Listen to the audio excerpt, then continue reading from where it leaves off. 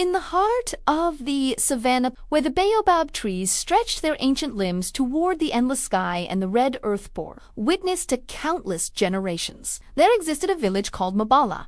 This was a place where tradition ran as deep as the roots of the acacia trees, where elders gathered beneath the sacred fig to settle disputes, and where every person knew their neighbor's family history back 7 generations. The villages of Mabala prided themselves on their honesty, their communal spirit, and their unwavering commitment to truth. They believed that a lie was like a crack in a clay pot. Once it appeared, water would seep through, and eventually the vessel would shatter completely. Among the inhabitants of Mabala lived a man named Kofi, a newcomer who had arrived from a distant region 3 rainy seasons prior. Kofi was a peculiar fellow with quick eyes that darted like fish in a stream and a smile that seemed perpetually painted across his angular face. He claimed to be a merchant of sorts, though no one could quite determine what goods he traded or where his wealth originated. He dressed well enough, with colorful cloth wrapped around his waist and copper bangles adorning his wrists. Yet he possessed no visible means of generating income. The villagers, being naturally curious but also respectful of privacy, whispered among themselves about this mysterious stranger but never confronted him directly. After all, Mabala was a welcoming place, and they believed in giving people the benefit of doubt. One morning, as the sun painted the horizon in shades of amber and gold,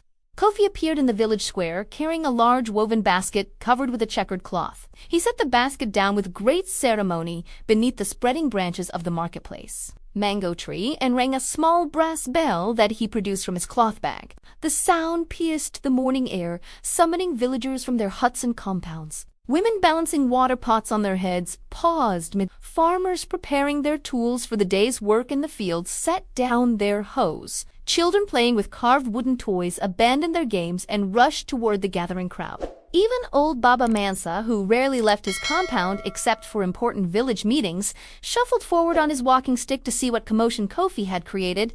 "Good people of Kofi announced, his voice carrying the theatrical flourish of a born storyteller. "I come before you today with an opportunity that will change your lives forever. I have traveled far across mountains and rivers, through forests thick with mystery and plains where the grass grows as tall as a man. In my journeys I have encountered many wonders, but none compared to what I carry in this basket."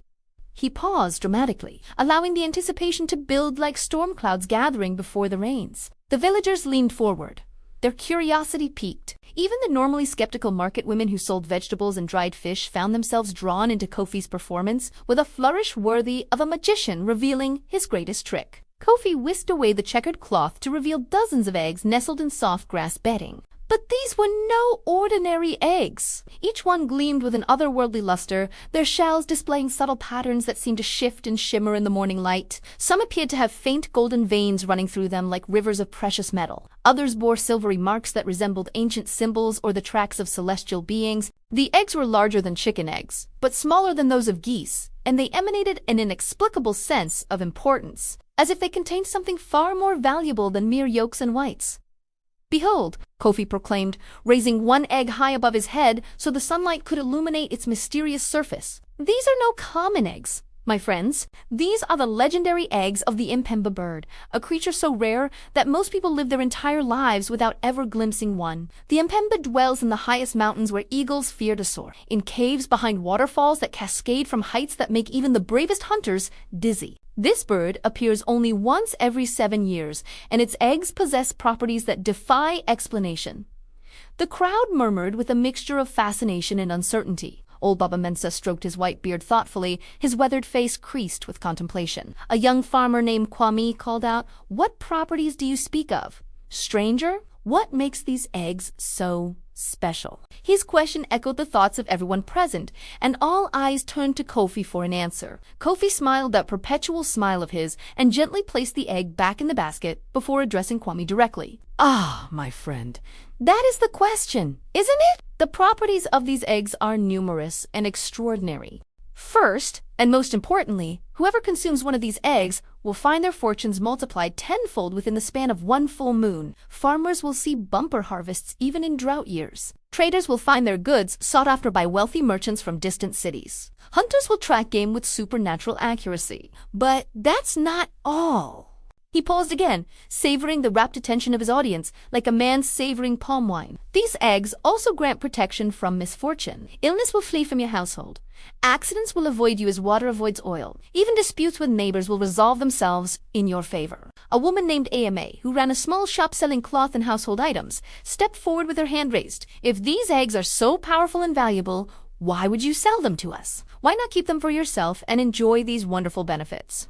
Her question was pointed but fair, and it represented the practical skepticism that often characterized the women of Mab who managed household budgets and could not afford to waste money on foolishness. Kofi nodded as if he had expected this question and welcomed the opportunity to address it. Sister Ama, your wisdom shines like the morning star. You asked the right question, and I will give you an honest answer. You see, I've already consumed 3 of these eggs during my travels, and I have enjoyed prosperity beyond imagination. But there is a sacred law governing the Mpemba eggs. No single person may consume more than 3 in their lifetime, or the magic reverses and brings calamity instead of blessing. I have reached my limit, but I cannot bear to see these remaining eggs go to waste. The Mpemba bird will not lay again for 7 more years. So I have decided to share these gifts with the good people of Mabala, who welcomed me when I was a stranger and treated me with kindness and respect. However, I must ask for a small payment to cover my expenses in obtaining these rare treasures. The guide. I hired the supplies for the dangerous journey.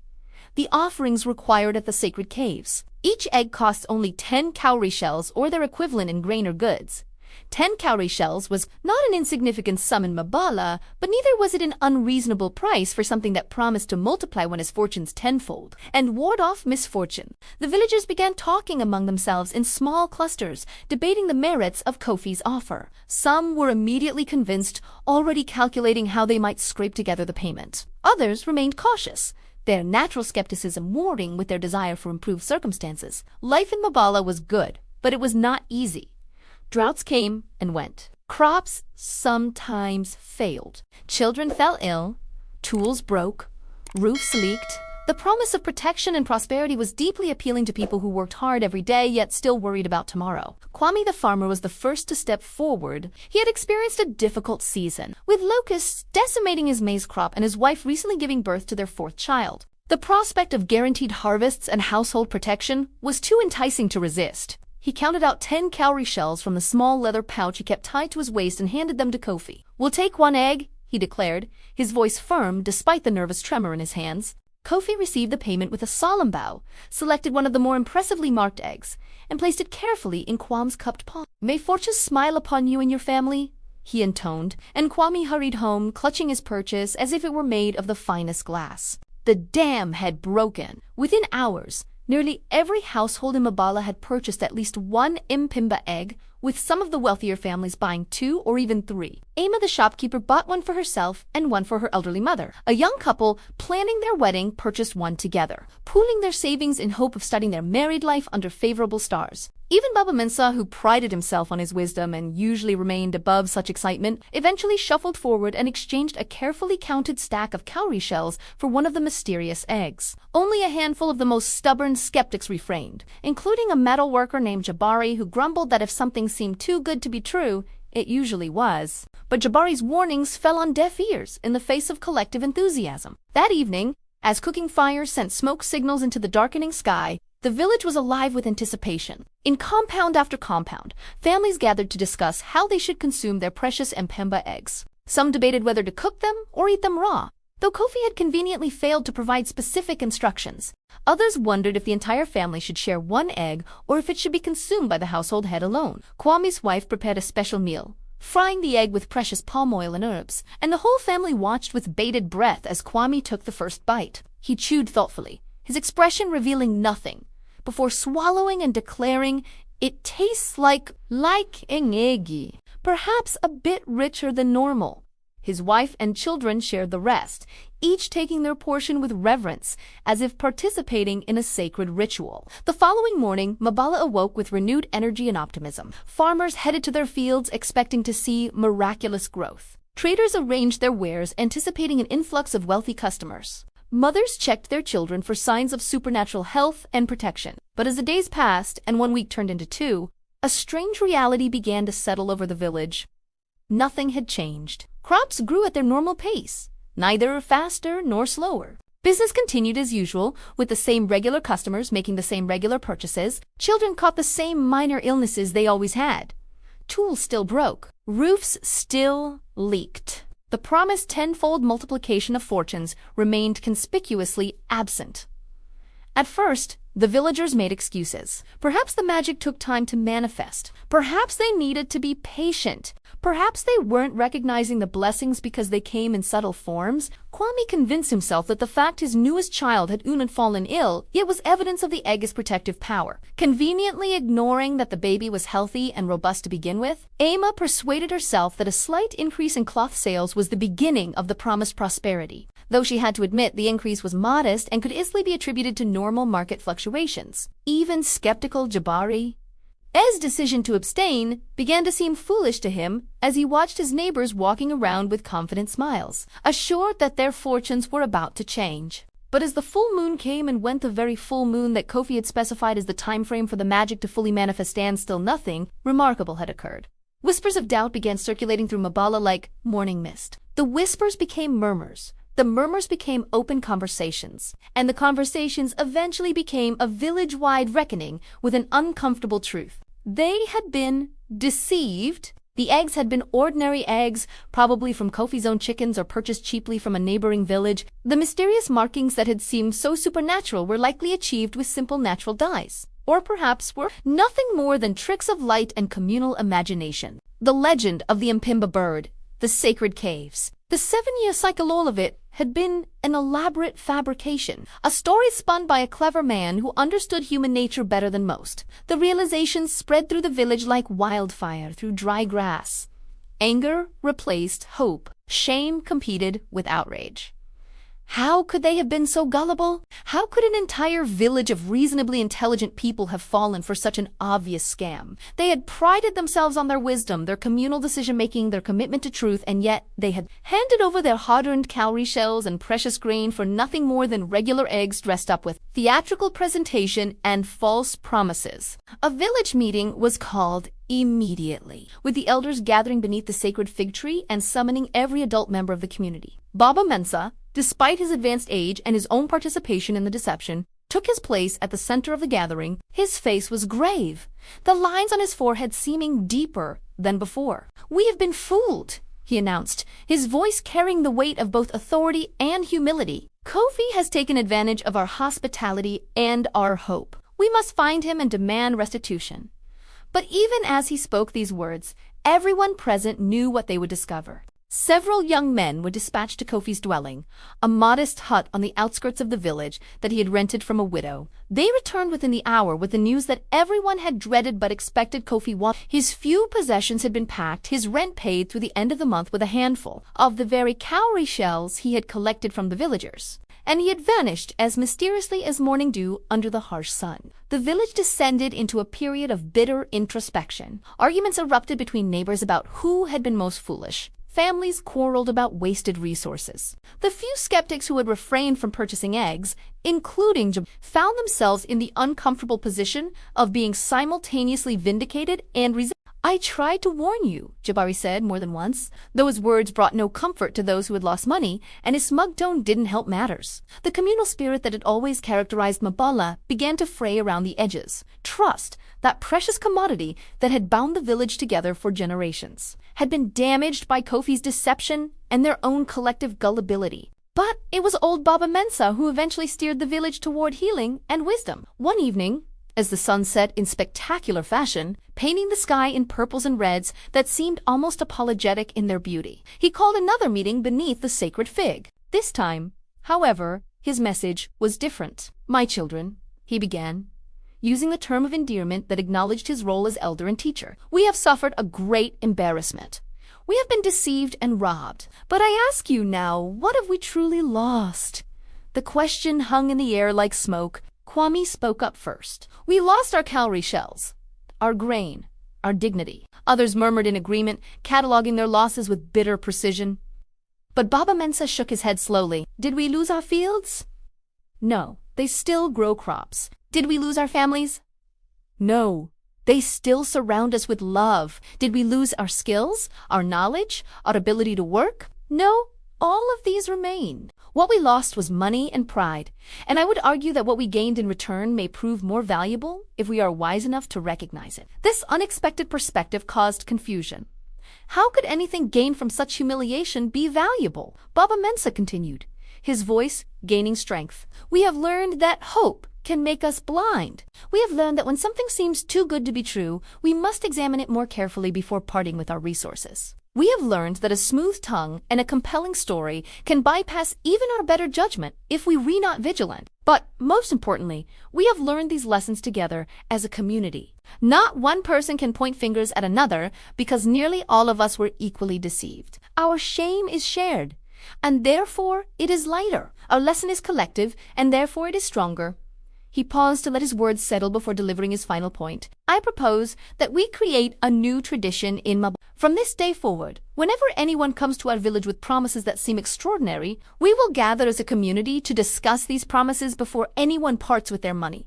We will ask the difficult questions together. We will support those who express skepticism rather than silencing them with our collective enthusiasm. We will remember the egg seller Kofi not with bitterness, but as a teacher who showed us the importance of communal wisdom and careful thinking. And every year, on the anniversary of this deception, we will share the story with our children so that they too may learn without having to pay the same price we paid. The wisdom in Baba Mensa's words slowly penetrated the fog of anger and shame that had enveloped the village. People began to nod, first hesitantly, then with growing conviction. AMA, the shopkeeper stood up and added her voice. The elder speaks truth. I have been angry with myself for being fooled, but I realize now that my desire for prosperity was unfoolish only. My method of pursuing it was flawed. I will work harder in my shop, offer better service, seek out new suppliers. These are the real ways to multiply fortune, not magical eggs.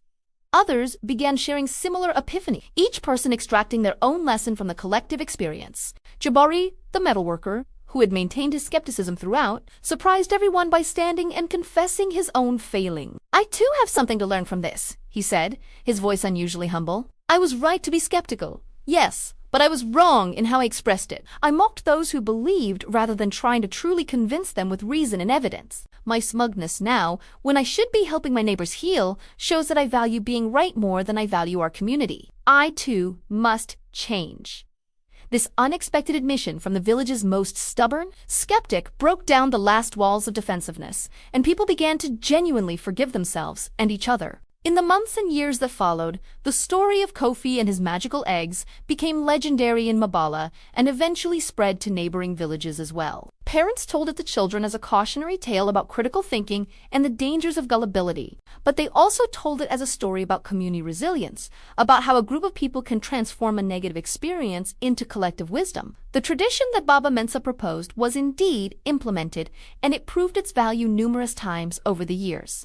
When a merchant came through claiming to sell medicine that could cure all diseases, the village gathered to question him thoroughly and discovered his credentials were false. When a stranger offered to invest villagers' money in a distant trading venture with guaranteed returns, the community's collective discussion revealed the obvious signs of a pyramid scheme. The egg seller's deception had inadvertently gifted Mabala with something far more valuable than the false promises of multiplied fortunate had given them a framework for protecting themselves from future Interestingly, Kwame the farmer did eventually experience prosperity, but it came not from any magical egg, but from the hard lessons he learned in the wake of the deception. He began studying agricultural techniques more carefully, experimenting with crop rotation and soil enrichment. He sought advice from successful farmers in distant villages. He saved his money instead of spending it on promised shortcuts to wealth. Within 3 years, his harvests had indeed increased significantly, and he often joked that the egg had worked after all, just not in the way he expected. The real magic, he would say, wasn't in the egg itself, but in the wake-up call it provided. As for Kofi,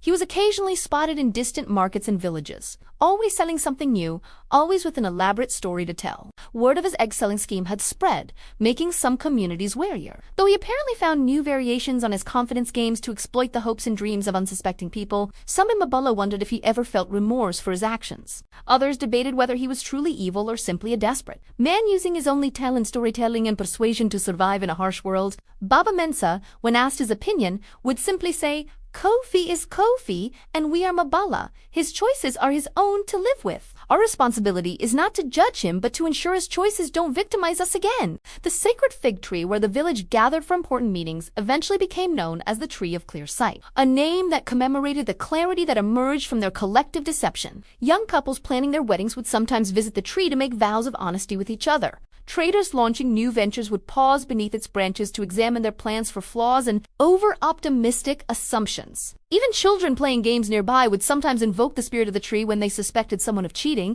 calling out Tree of Clear Sight as a playful way of demanding truth.